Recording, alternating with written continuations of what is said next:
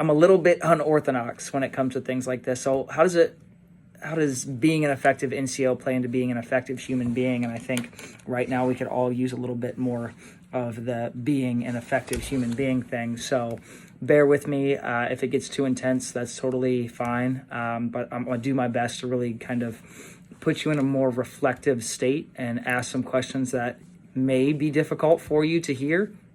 But I hope that it will, in one way, shape, or form, either challenge you to be a better leader, show you that you are a good leader, or potentially put into perspective some places where you're kind of lacking. And I don't want y'all to think of this as me coming at you as I'm better than you, or these are things that I personally haven't struggled with myself, but just as an opportunity for all of us to be better together.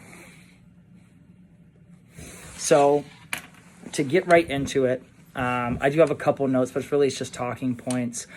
What does your current work environment say about your leadership? And I know that this is going to go out to some of our more senior leaders too, and I'm sorry if this seems very in your face, but what does your current work environment, your work center, wherever you are, and maybe what is your squadron?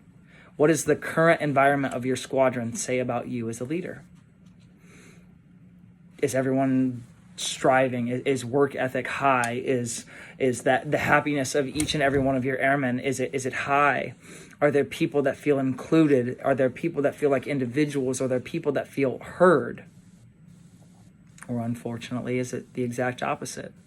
Are there people that feel like they're not part of the squadron, or they're not part of the work center, or they're easily isolated because they don't do this thing or that thing?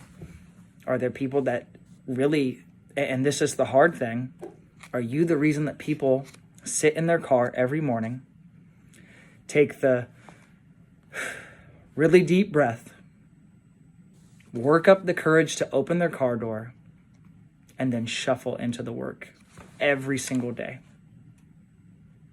And maybe you're somewhere in the middle.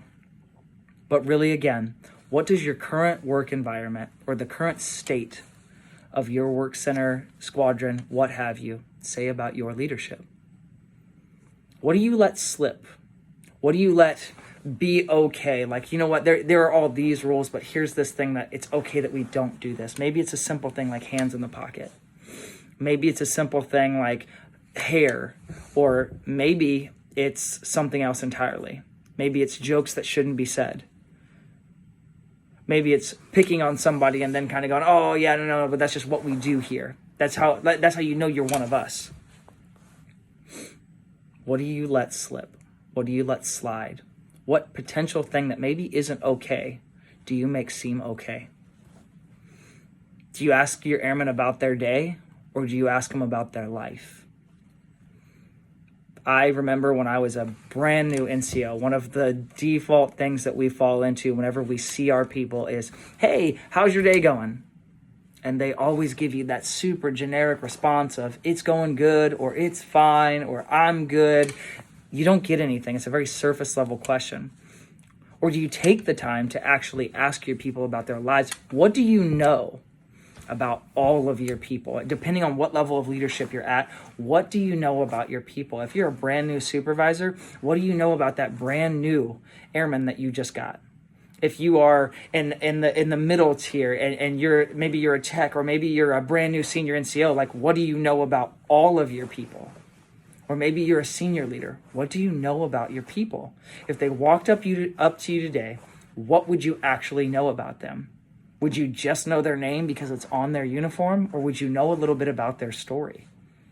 Because I can tell you that from the bottom looking up, I don't want to tell you about my day, but I do want to tell you about my life. What would happen if you were removed from the picture? Would your squadron, work center, your troops, would they be better or worse for it?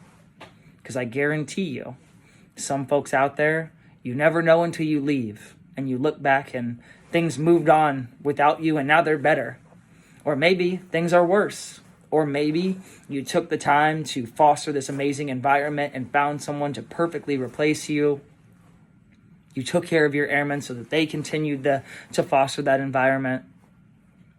If you left today, would your work center be better for it or worse. And then lastly, and this is just kind of a personal challenge to all of my leaders out there, live every day as if everything you do will be the last thing that you do. Truly, if you can live every single day, if you can lead every single day as if this thing that I'm about to say to this airman, or this thing that I'm about to say to my NCOs is going to be the last thing that I ever say to them, you'll make your words count. You'll make your relationships with them count. You'll make them feel as if they count. And truly, I feel like a lot of times the fact that we have so much time left really facilitates this environment of like, we're just going to make the mistakes and we'll get past it. We have to be better than that, especially in these trying times when there are so many people that are counting on us to be strong leaders, that are counting on us to show the way and be the way and set the example and not falter because things got a little hard or a little uncomfortable. Live every day as if this thing that you're doing right now will be the last thing that you do. And if you can even adopt a little bit of that mentality, I guarantee you will be more effective as an NCO, as a senior NCO, if I got any officers watching. But all in all, if you can adopt that mindset, you will become a more effective human being. And like I said at the beginning, we could use some more effective human beings right now. Thank y'all so much. If you have any other questions, please feel free to reach out to me. I'm on the Global, again, Technical Sergeant Jason Lookaball. I love y'all. I hope you have an amazing day. I have no idea when you're going to watch this, but if it's going into the weekend, I hope you have an awesome weekend. If it is like the middle of the week or the beginning of the week, I hope y'all have an amazing week. Let's get out there and let's crush whatever we're going after and really make this environment that much better for those that are giving us the distinct pleasure of being their leaders. Take care, y'all.